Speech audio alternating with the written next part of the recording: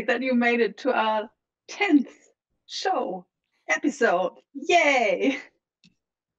Unbelievable that this is already our 10th episode. And we are celebrating the grand finale of our very first season here with you today. Hence our little party hats, you get it?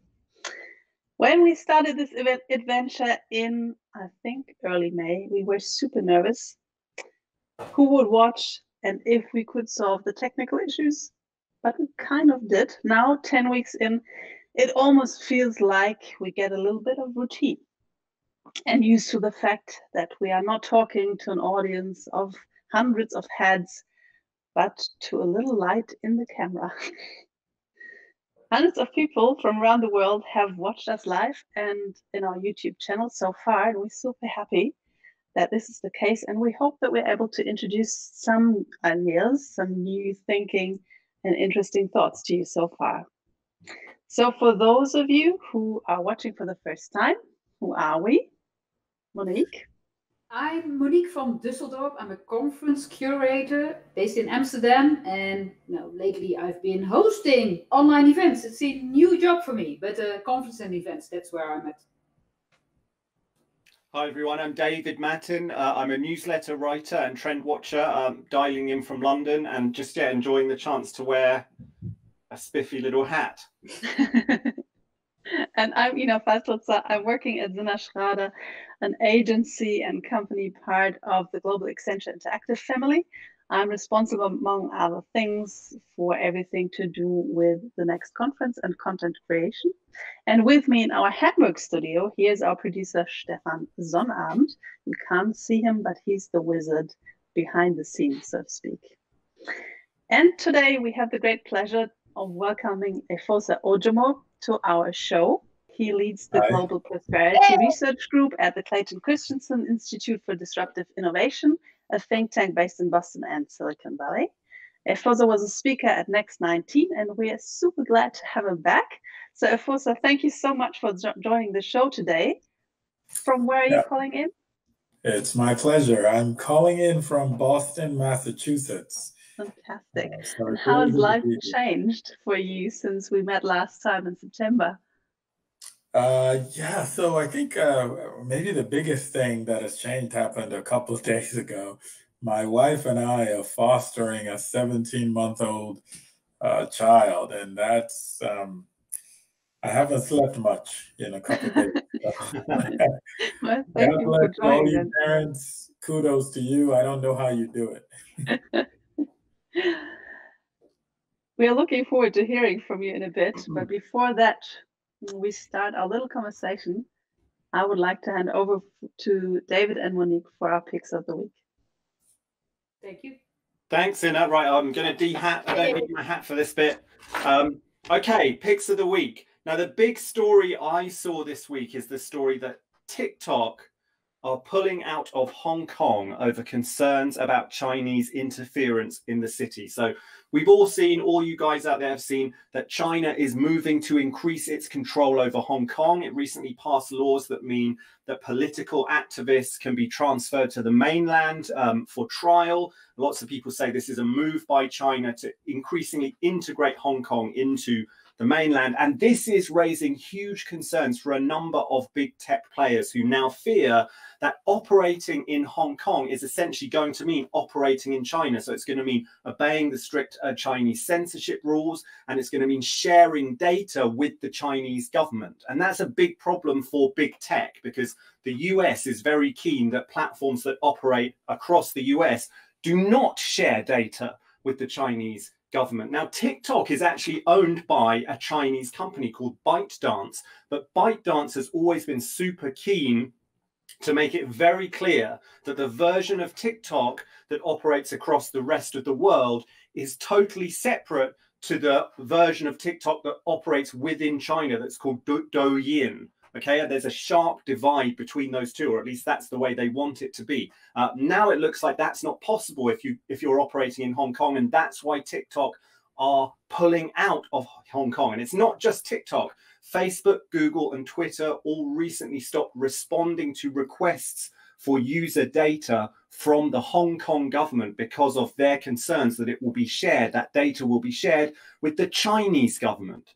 Okay, so you can see the big picture story that's evolving here. I mean, right now, this is a story about TikTok and Facebook and Google and Hong Kong, but it's not hard to see where all this is heading. If these trends continue to evolve, you can start to see the emergence of a world that is genuinely split down the middle, or an internet that's genuinely split down the middle between the Chinese internet, China and its allies and its internet, and the US, the West, and its allies and its internet. And because the internet is woven through everything we do now, it's woven through our individual lives, our collective lives, our politics.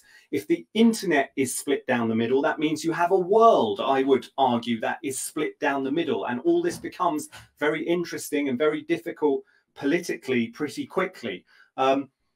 That is the big scenario, I think, that science fiction writers should be focusing on right now.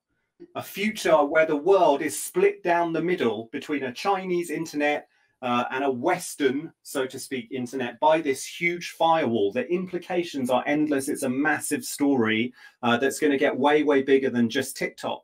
What do you think about all that, Monique? Europe. We need Europe. Europe does things differently. But anyway, I've got some stories as well. I wanted to revisit some of the developments that we actually spotted over the last few weeks. When it comes to where do people gather online when they're stuck at home, because we're in a lockdown world and it's not going to go away soon, or we'll have lockdowns probably for a while to go.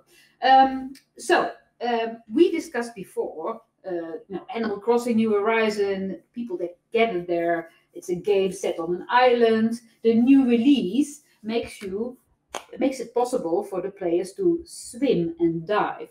So the controversy now is you can actually swim around somebody's island and enter forbidden property. I mean, there's a whole thing going on about that this week. And of course, we also have Fortnite, 2.5 years old, now has 350 million players. It was 250 million last year. So this coronavirus has done a world of good, and it's transforming into a social platform with in-game cinema, performances, and lots more. But anyway, some of these worlds stay with us for a very long time. So the example that I've brought along here is actually The Sims. Now, The Sims is a game that was first released 20 years ago, sold nearly 200 million copies worldwide. And this is a story that I picked up from The Insider. Content makers have been getting pretty creative, and they've started to build a world that reflects the new reality of the pandemic era. So in this case, Blondie Simmer, she's a creator on The Sims. She has created a series of quarantine vlogs. And in the game, she's role-playing out the pandemic. She creates cinematic videos of Sims following the medical advice of many health authorities around the world, being socially distant and wearing masks. And I just thought it was very interesting that this world is also our world. Now, the next example is Roblox. I mean, that's a game that's been around since 2006, and it's mainly geared for kids, between 9 and 14, over 100 million monthly active users. And the BBC reported that players started to get in-game messages urging them to support Trump in the November vote. Hacked avatars have been dressed in existing in-game accessories that resemble items worn by Trump supporters. I mean, no end to the creativity of people, right? So a hat that looked like a MAGA hat is now used, and a t-shirt featuring an American eagle. So 2020, this one.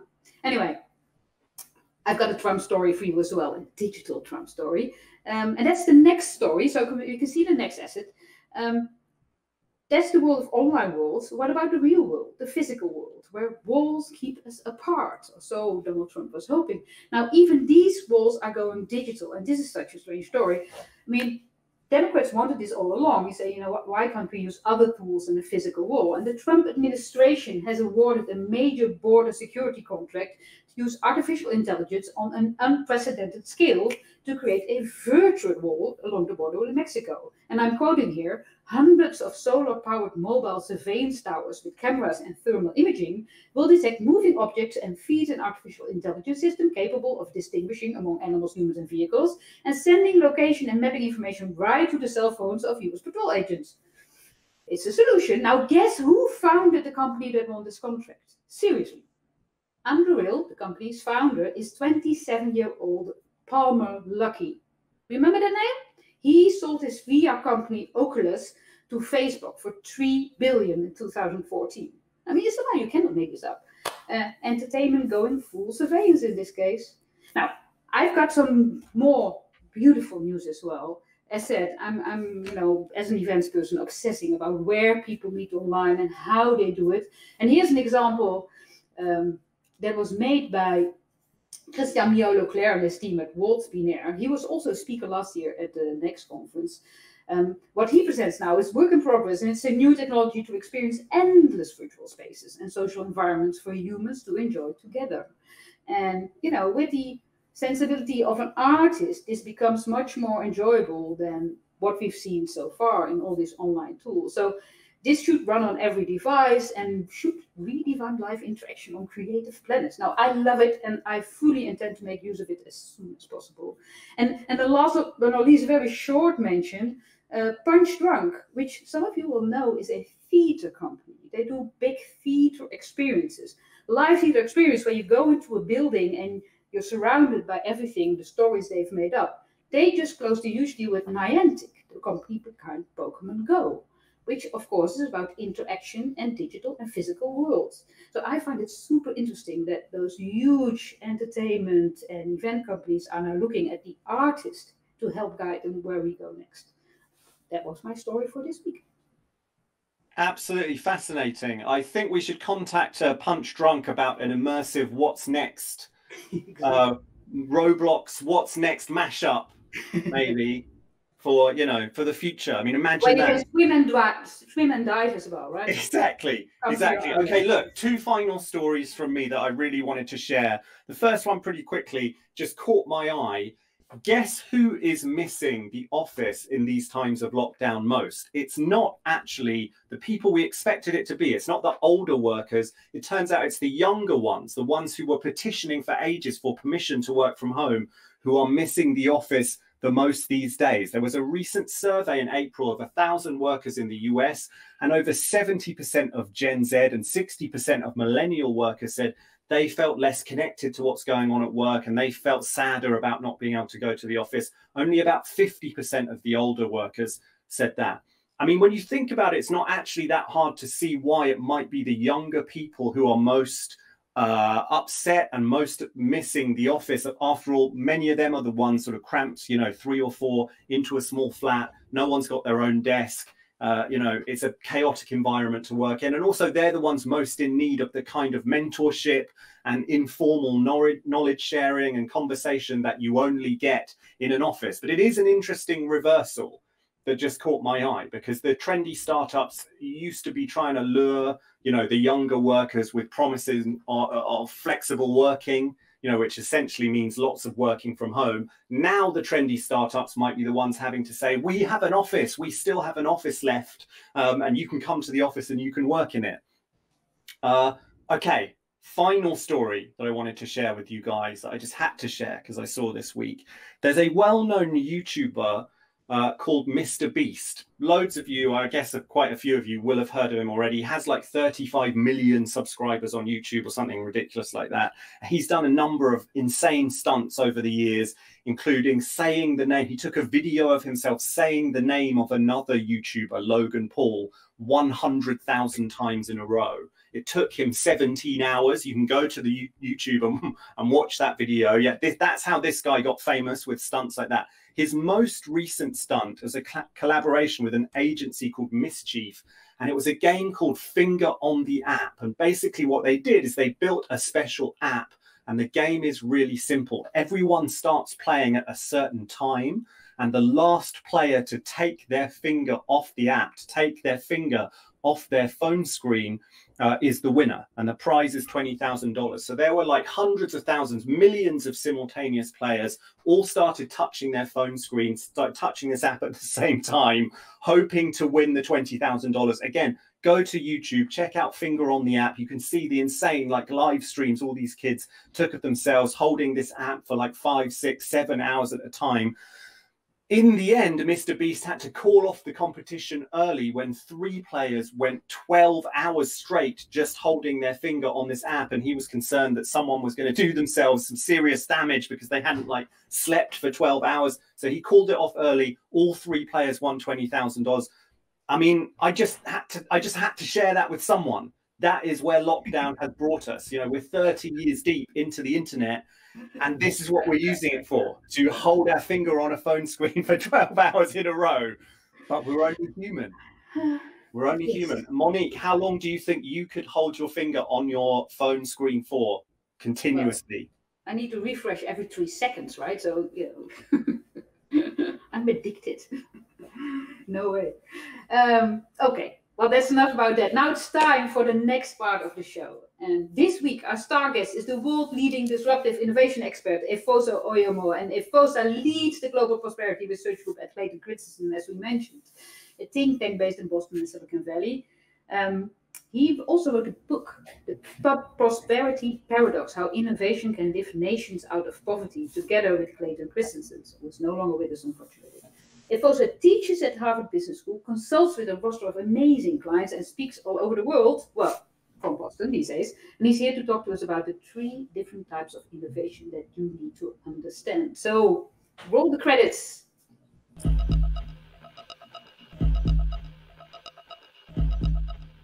Hi. It's good to see you guys.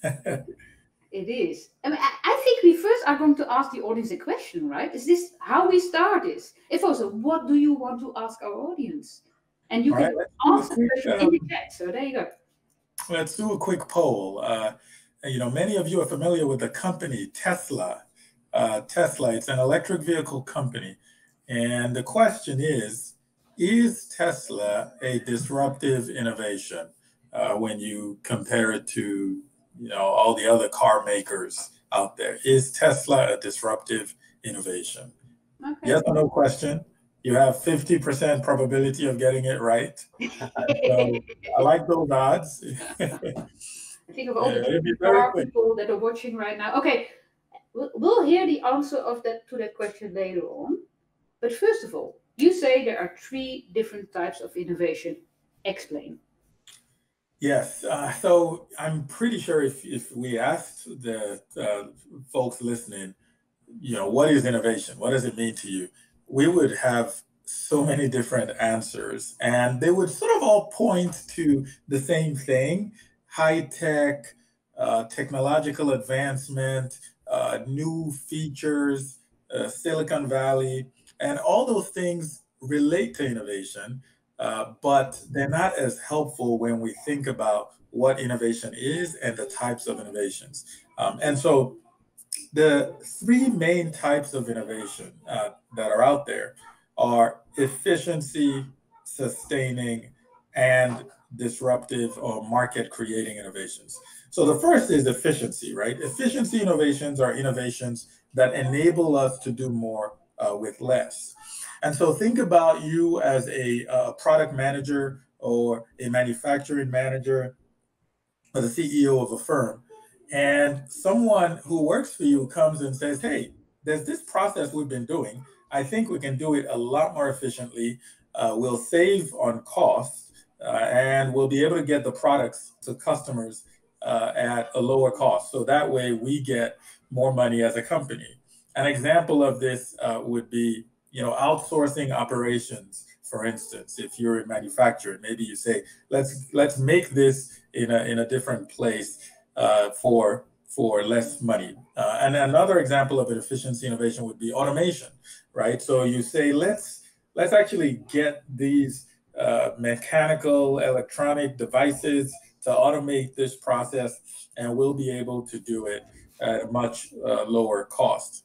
Now, efficiency innovations are important because they keep your company vibrant, but when you think about it, they release cash flows for companies, and they don't really expand the market, right? Because you sell the products to existing customers. And so at best, they give you a short-term advantage before other companies develop their own efficiency innovations. The second type of innovations are what we call sustaining innovations.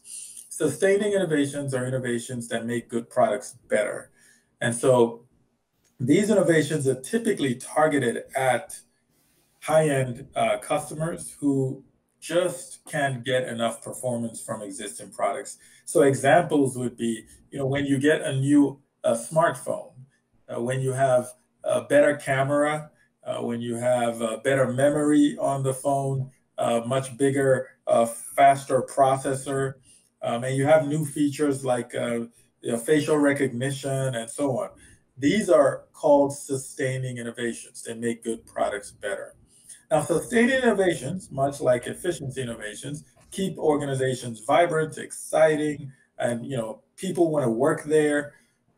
But again, they target the existing market that can consume the products. And so typically it doesn't expand the market. So when I'm in a sustaining innovation battle with my competitors, I'm really fighting for market share, right? I'm fighting for market share with other companies that are serving those customers. Now, the third type of innovation are what we call market creating innovation, or in some cases, disruptive innovations. These are innovations that transform complicated and expensive products into products that are simple and affordable, so many more people who historically did not have access to those products can actually get access to these products. Now, here's the unique thing about these types of innovations. They expand the market. And so these innovations are not targeted at the existing consumers who have the money, have the time, have the skill, expertise to afford the existing products on the market. These innovations are targeted at what we call non-consumers, right? These are people who would benefit from gaining access to the products, but due to barriers that prevent them from consuming, they can't get access. And these barriers are typically money, access, availability. So the product is just not available where they are, time, and skill. These prevent non-consumers from gaining access to these products. So if you take a look and just step back as an executive, a product manager, and look at the R&D engagement at your organization and ask yourself, what if because you have a portfolio of innovations that you're investing in, right? You have engineers and product designers working on different types of innovations. If you had to categorize, what buckets would you put these different types of innovations and your projects that you're doing, right? And what we find is many companies, a vast majority, spend most of their resources on efficiency and sustaining innovations. And very few spend on the disruptive or market creating innovations. But that's really where the new growth engines reside in your organizations. So I'll stop there, and hopefully you have a good idea of the different types of innovations, and you now have a framework that can help you think through the portfolio of investments you have in your organization, and if you're actually developing new disruptive and market creating innovations or not. If you think of those innovations, because I know you've done a lot of work on prosperity and making sure that countries get more prosperous all over the world, are specific kinds of innovations coming from specific areas? Would you say Silicon Valley does more, creates more markets, Europe is more on efficiency, or can you make a difference? Is there a geographical difference in the innovation focus? Yeah, so that's an excellent question, but it's tough to categorize geographically. But if you put a gun to my head and said, "Hey, you got to give me an answer right now," then I would say many countries in the West, and many are in the OECD countries, or if we just say Silicon Valley, there's a lot of sustaining innovations going on in Silicon Valley. So, you take, David was talking about this new game company where you put your hand on your smartphone and you hold it for how long? I mean, that's just crazy, right? When you think about that, if you had to categorize that type of innovation, that would fall under the sustaining innovation track because it's targeted at people who already have a smartphone. They can afford it. They're looking for new experiences, new ways to interact with the phone and users out there with the internet, right? If you don't have a smartphone, if you don't have access to the internet, there's no way you can interact and interface with that innovation. So if you step back, you can see that the vast majority of innovations are sustaining and efficiency. And Silicon Valley is excellent at sustaining innovations. Now, we are seeing that efficiency innovations typically arise within the context of an organization. So every company does efficiency innovations. But if I had to say, these are the regions where you have a majority of efficiency innovation, then I would have to go out east, right? I would have to go out to China. I would have to go out to maybe even Vietnam, Cambodia, because these countries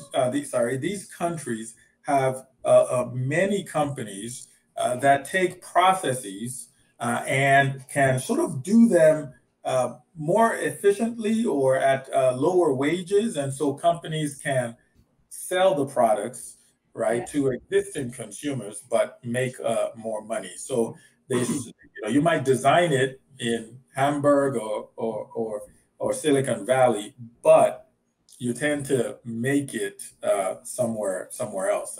Mexico is another country where there's a lot of efficiency innovations. In terms of the disruptive and market creating innovations, interestingly, we're seeing a lot of these coming out of sub-Saharan Africa. We're seeing coming out of Latin America. And this makes sense because these innovations are connected to the struggles of non-consumers, right? These are people that don't have access to existing products and services. One example that many of your listeners might be familiar with is just financial services through your mobile phone. Right? That was an innovation that really got its start out of Kenya, East Africa. Now, many other emerging economies are holding on and latching onto it.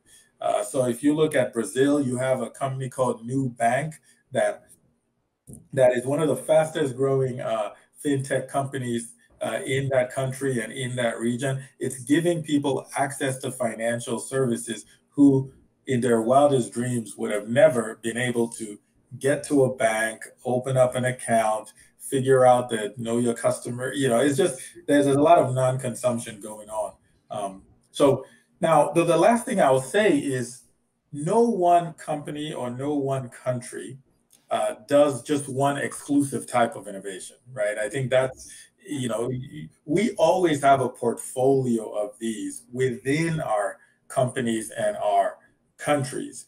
The key is how do we make sure we have processes that help us prioritize market creating innovations and disruptive innovations? I think that's the key because the sustaining and efficiency innovations, they're always going to happen. Nobody gets fired for saying, hey, I think we should put a faster processor on the smartphone, or I think we should put a better camera, or I think we can do this and save 10% of our costs, and that'll mean our bottom line increases by 10%. Nobody gets fired for that. But if you don't have processes in your organization that help you learn which customers you're ignoring, which customers might want to engage with your product and services, but have no money, no time, and it's just difficult for them to do it, then ultimately what's going to happen to you is what happened to Blockbuster. And so, Blockbuster, the video rental company, They focused on having stores, having people come in and rent videos.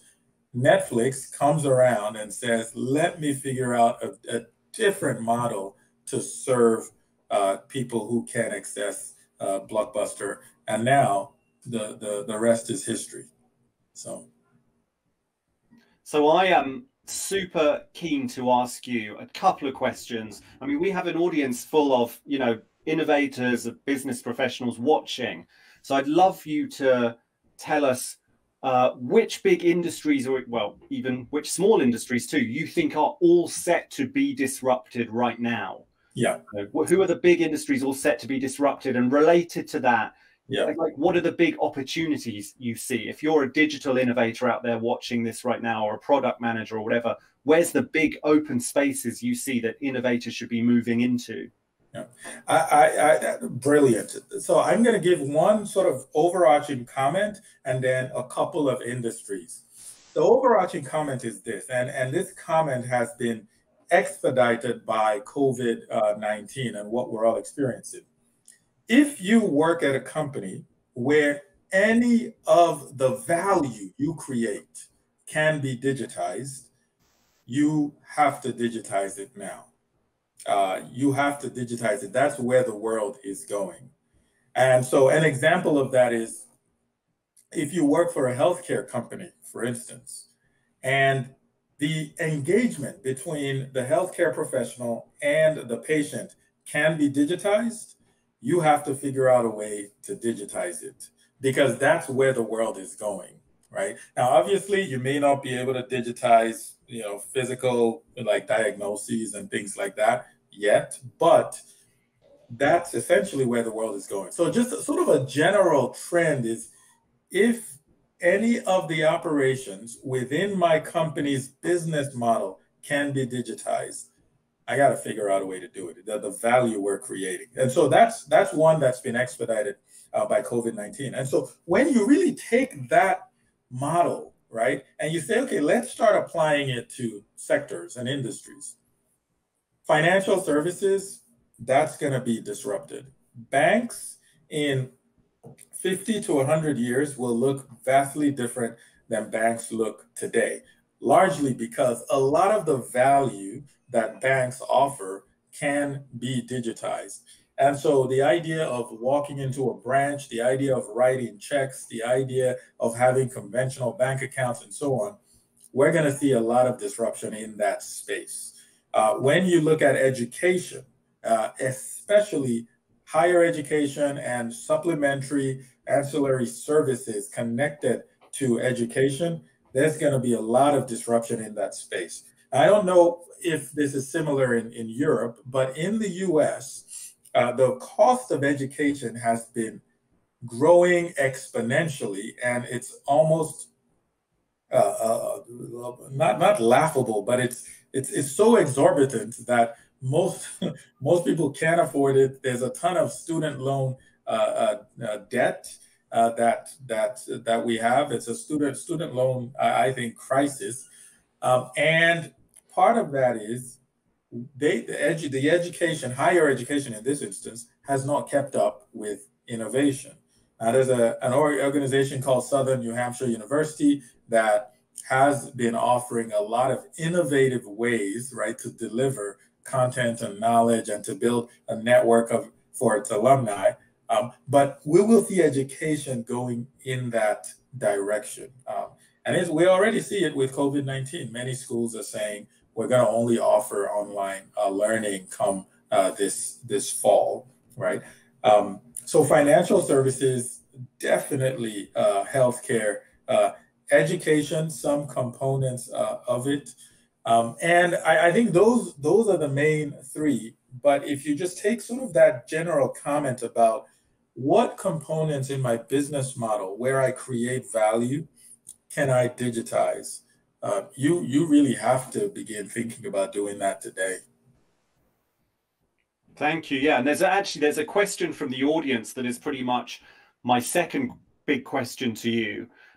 Uta from the audience, I hope I'm saying that right, says, how can you escape the trap of sticking to efficiency and sustaining innovations if you're in a big company? You know, how do big companies give themselves the best chance of being disruptive? You know, that's It's the holy grail, right? It's very hard to answer. Yeah, yeah, it's a simple question, but it's the reason why, you know, the only mainframe computer company that was able to actually make personal computers was IBM, right? I mean, most of the computing companies today didn't exist 30, 40, 50 years ago, right? So it may seem like a simple question, but it's critical. And when you look at computing companies, most of them missed the boat on the smartphone, right? It was only Apple that did, and so it's incredibly difficult. The way that you do it is, if we look at the folks who have done it, what they did was understood that we are going to be serving an entirely different customer set. So we need different processes and we need different metrics to measure success. Every company measures success a certain way. If you don't sort of carve out a separate unit and say, this separate unit, you are going to focus on creating a new market for these non-consumers over here, and we're going to learn what the new metrics of success are, it's going to be incredibly difficult. And so there are practical ways and tools you can do it. There's a book called Dual Transformation, written by Scott Anthony, that talks about how do you manage the existing business, which is very important, and your cash cow, with creating a new disruptive business. So this notion of dual transformation, he talks about that in that book. But I think one other thing related to that is, and this may sound simple, but you know, if you look at your calendar and all the meetings and all the time you're spending is on the existing, sustaining, and efficiency innovation businesses, that tells you what you're doing, right? So that's sort of a crude, easy way to look and say, I need to spend at least 10 or 20% of my time and resources on disruptive innovations, and just budget it. You know, so. Time and money. I have another question. You have written about the jobs to be done mission. I mean, this is a different way of looking what your customer needs, basically. Can you explain what the principle is, and also, you know, what it means now, but especially what is it? Yeah. So Peter Drucker, who is just a famous management theorist, said the customer rarely buys what companies think they're selling. Todd Levitt, who was a professor at Harvard Business School, said, you know, customers that buy drills, they don't want a quarter-inch drill, they want a quarter-inch hole, right? And so it's sort of getting behind the reason why do customers buy the products that we're selling them. And there's a story that you know, the late professor often told about jobs to be done theory, and it deals with milkshakes. And so some of you might actually feel thirsty for a milkshake after this. But there's a fast food company looking to increase sales of milkshakes. And so they got some consultants, and they did focus groups. And a lot of people said, oh, we want the milkshakes chunkier. We want it to be more chocolatey, fruits. Nobody wants a milkshake, yes. Oh, sorry. They did all that, and they weren't able to increase sales at all. But sorry about that. I've got a kid. We forgive anything. Go ahead. Sorry. It's the first. I think it's the first child interruption we've had. So you know, we were due for one. Okay. No, thanks, guys. Yes, Corona. Hey, it's life now. Yeah. So let me just make sure everything's good. Everything's good. Just a hungry baby. That's all. And so they did all that and found out it wasn't working. To sort of cut the long story short, they had a new set of consultants go into the fast food restaurant and said, can you help us figure this out? And those consultants went to the customers and says, why did you hire this milkshake? Why are you here buying a milkshake? And they realized a majority of the customers in the morning had long and boring commutes to work, and they needed something to keep them interesting and the commutes interesting, and they needed something to sort of fill their stomachs before lunchtime, or at least a midday snack. Now they had hired bananas, but bananas were gone too long quickly, and they were hungry by 9 a.m. They had hired Snickers, but then they felt really guilty for eating a Snickers bar for breakfast. They had hired donuts, and their hands would be all, crummy with donut gooey and so on. And so just the experience wasn't great. They hired bagels. And they were like, how do I, bagels are very nasty when you don't have cream cheese and you're trying to put cream cheese while you're driving, and just terrible experience. And so they had hired all these different products. But man, when they hired that milkshake, they were like, oh my gosh, it takes you about 20 to 30 minutes to suck the whole thing down through the straw. And you realize where it actually fills me up till my midday snack. You don't feel guilty for having a milkshake, at least not as guilty as Snickers. And and they found out that they were hiring the milkshake not because they wanted it to be chocolatier or more fruity or so on, but for a long and boring commute. And so understanding the job to be done, why are customers hiring my product or service, is critical if organizations are going to be successful in actually designing products that help customers make progress in their lives. Okay, we're running out of time. We need to move on, but let me exclusively reveal to you the results of the audience poll. We asked the audience, is Tesla a disruptive innovation? And I can reveal now that the audience, 45% said yes, 55% said no. So just before we move on, Efosa, what do you make of that? Did they get it right? Oh man, you have a very intelligent audience. Yes, yes. So Tesla, I'm glad more than half actually said no. Tesla is an innovative company, brilliant. But if you step back and think about the three types of innovations, right, and the customers that are being served, Tesla is serving the high end of the market. It's serving customers who are dissatisfied with the existing products and services. Most people can't afford a Tesla. It's a luxury product. And so when you look at it from that standpoint, it's more of a sustaining innovation than a disruptive innovation. Disruptive innovations start at the low end of the market, or they serve people who they can't even think of affording the existing products or services because they're too expensive.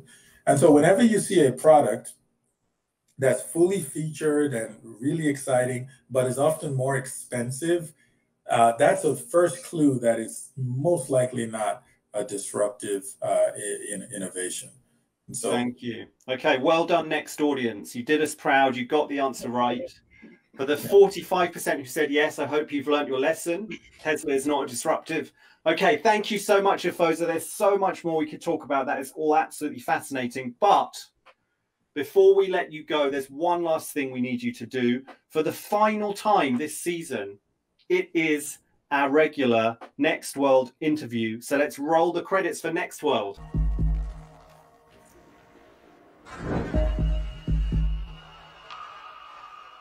They will travel far beyond the solar system to planet Next 1. There they will establish a permanent base, a new society, a new home for human beings. Efosa, thanks to your outstanding achievements in the field of innovation, you have been chosen to be among the first 1,000 pioneers. But before you undertake this journey, you must answer 5 questions. Let's see question number 1. Name one luxury physical object you want to take to your new home. Now, what would that be? Well, I think for me, this will be indoor plumbing. Now, you may not think it's so luxurious, but try living without it. Now, over a couple billion people in the world don't have access to sort of decent indoor plumbing and sanitation. And I can tell you it is a luxurious product. And I want to make sure I have indoor plumbing wherever I'm going. And those other 999 people will come to your house for a shower, right? And then maybe I can charge a pretty penny. See? Hey, you've got a business model as well. Very, very clever. Okay, question number 2. Name one exceptional person, and not your family or your new kid, who comes along anyway. Name one exceptional person who should qualify to be among the first 1,000 pioneers. Well, I thought long and hard about this one. I mean, I was going to say my wife, but you say not my family. So there's a guy by the name of Tim Mackey, who is a friend and used to be a pastor of the church I used to attend. He created something called the Bible Project. But I just think he's a humble, brilliant storyteller, just an amazing guy. And I would definitely want him on that planet. So for those many long, dark, cold nights on the new planet, at least we have a very good storyteller. I think that's a good idea. Question number 3. Create one law that bans something from next one forever. And we've got theft and murder taken care of, so the basic stuff. But one law, which one? You pay for pollution. I mean, I think when we look at what's going on in the world today, and we don't pay for pollution, and so we consume so much. We do whatever we want, and that's having an impact on our world. And so I think in this new world, I can't say no pollution because I don't know what that's going to be. But I think if you pay for pollution, then what happens is, the governors of this new world are going to be able to invest to keep the world safe, and people will think twice before consuming. And you could have that law here as well, but interesting. So you've implemented a tax system right away from day one on your new planet, right? Oh yeah, okay. yeah. You pay. It's going to be expensive. All right, question number 4. Explain one truth about human nature or one ethical principle to live by that you have learned yourself from experience. Yeah, this one, I think it's a saying. I forget who actually said it, but it's be kind, for everyone is fighting a hard battle, right? I think it's easy to look at our circumstances and think, oh man, my life is tough and things are hard. And then look at other people and maybe they have more, fill in the blank, more money, more kids, more success, and they just having a good time. But the one thing that I think is true about all of us, the one thing that really connects all of us together is this idea of struggle and how everyone wakes up and often struggles through life. So I would just say be kind, because everybody is really fighting a hard battle when it comes to leading a good life. I think so far, out of our 10, guests on the show, I think be kind. I mean, it has to be in the national anthem because that's a recurring theme. So the national anthem of Planet Next One will be kind. We have a last question for you. Last week's pioneer was the head of innovation at Vice Media, Mark Adams. And he's got a big question for you. He wanted to ask you, if we're coming to the end of the era of liberalism, what is another system currently in our orbit that we can replace it with? Now, there's a question for you. Well, it's a very it's meaty. It's a meaty question. But I think that one of the things the question does is it assumes we're coming to the end of an era of liberalism when I don't think we've gotten to liberalism at all. Right? I mean, when you look at liberalism and what it is and what it means, it's a philosophy based on liberty, consent of the governed and people who are essentially equal under the law.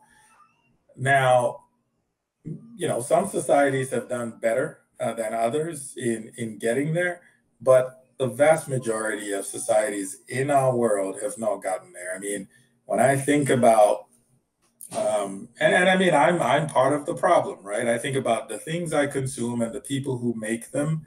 When I think about racism, when I think about modern day slavery, it's really hard for me to say we're leaving a world of liberalism when we never quite got there. And so I would say, let's get to liberalism first.